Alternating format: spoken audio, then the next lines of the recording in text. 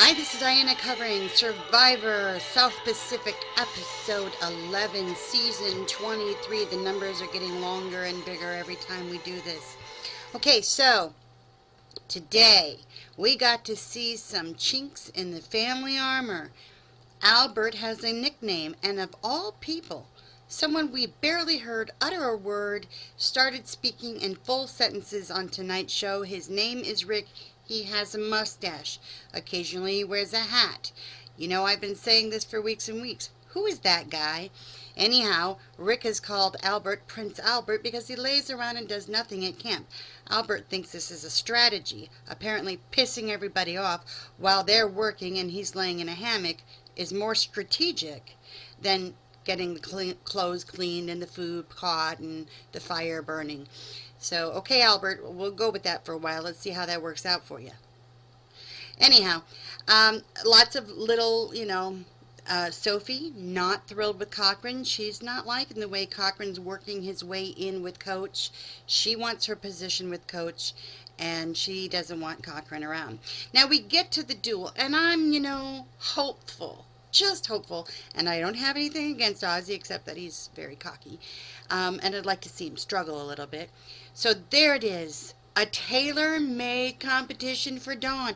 Dawn, you're a mom. I think you're a mom of 6, something ridiculous like that. And I'm thinking to myself, stacking dishes. Woo, woo, go women power. No, no. Dawn is the first one out, and all I got to say to you, Dawn, is, okay, let's see if I can do this. Watch me fail. Alright.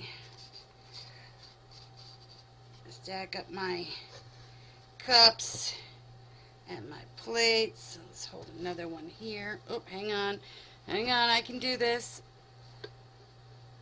Add it to it. Oh, moms can do the dishes like you wouldn't believe. Let's see if she gets it. This is going to be 4 tall. Dawn. Dawn. So much for those props. Anyhow, Dawn goes out first in the duel, and then shortly behind her is Whitney, who was just delighted to go off to the jury and hang out with her new boyfriend, Keith, and leaving Ozzy. I can't wait for my next victim to come.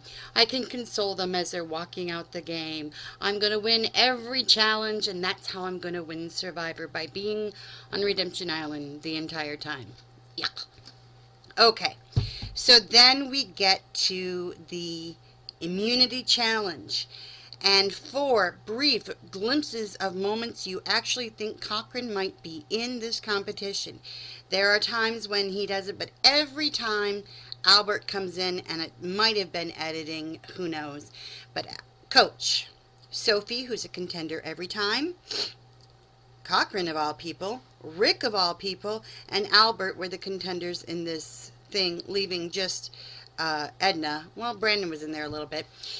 Rick goes on to the second round in this immunity challenge, and I'm thinking to myself, that's why Survivor's showing him speaking in full sentences all of a sudden, because he's going to win the immunity challenge. No, Albert wins the immunity challenge, and all of this drama back and forth about should we keep Cochran, should we keep Edna, should we stay loyal to the 5, maybe we should split up. Every single week the same thing happens. We have this long discussion where Albert's off and going on this direction, Coach is going this direction, Sophie's flitting back and forth between the 2, Rick, who knows what he's doing, Edna just wants to stay on the island, and in the end, nothing happens except what the original roll call is. It was Cochran's time to go. Off he goes to Redemption Island, where he says to Ozzy, do you think I have a chance of beating you at the duel? You didn't really say that. I think dementia set in, Cochran. So, important fact.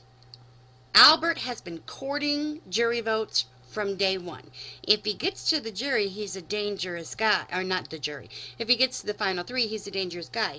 He bought, basically, or at least attempted to buy, Cochran's vote by saying, I want to keep you in this, and I'm giving you my reward from my immunity challenge. He gave it to Coach, and he gave it to Cochran. Coach wanted to keep Cochran too, but in the end stayed loyal to the family.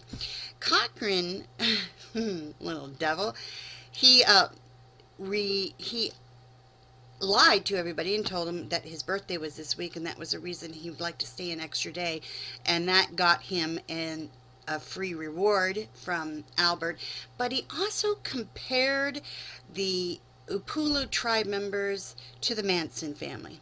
Now that's a bit of a stretch there, Cochran, but now that you're sitting on Redemption Island and thinking about how in the world you're going to beat Ozzy, this ought to be a good one. Maybe Ozzy can feed you and get some meat on those bones. So Cochran is off, and he is going to be the next victim.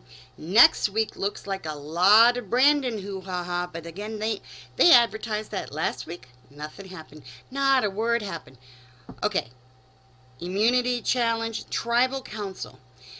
We had another one of those icky moments where you really feel like, oh, I shouldn't be viewing this. This shouldn't be happening because it's so uncomfortable to watch. And that's watching Brandon struggle with the right and wrong, the balance between good and evil, and trying to be perfect. I have contended for a long time that this is not the forum in which Brandon should be coming to grips with those kinds of realities. Right and wrong seems easy for a lot of people. A lot of people it's not easy. It's a struggle every day. Doing it on national television, not so good. Okay, this is Survivor Recap. I'm not as funny today. Sorry, I have off days. I hope you come back next week to watch Survivor, the recap, episode 12.